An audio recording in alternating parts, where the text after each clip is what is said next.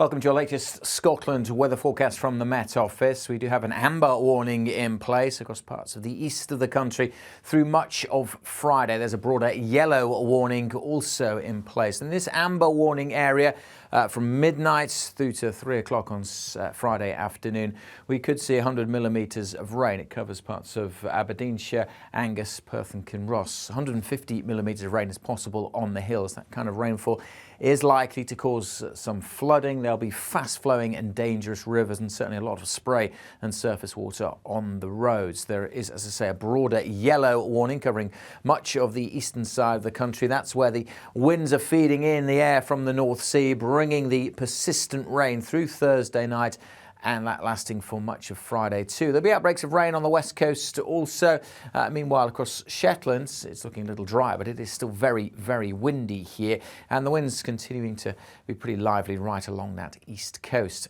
It does make for a mild night, relatively speaking. Temperatures mostly holding up at 5 to 8 degrees Celsius. Doesn't feel all that mild with all the wet and windy weather around, though, on Friday morning. A pretty grim start. Amber warning in place, remember, across the east. That rain will be heavy, and we'll continue to see it feeding in throughout the day. It may start to ease off a little bit in places, particularly across the southeast. It might even brighten up a little here.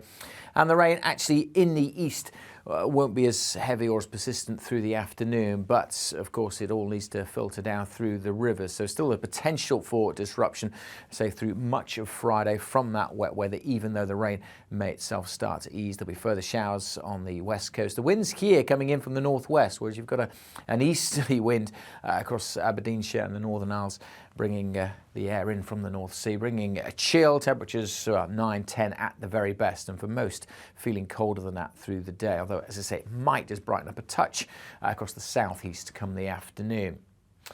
As for Friday evening, we'll continue with some outbreaks of rain, particularly across the north, but it is all kind of breaking up the rain and easing off, leading into something a little bit drier as we head into the weekend. Still a lot of cloud across the east with some patchy rain, but certainly the west coast looks brighter on Saturday with some good spells of sunshine coming through before later in the day.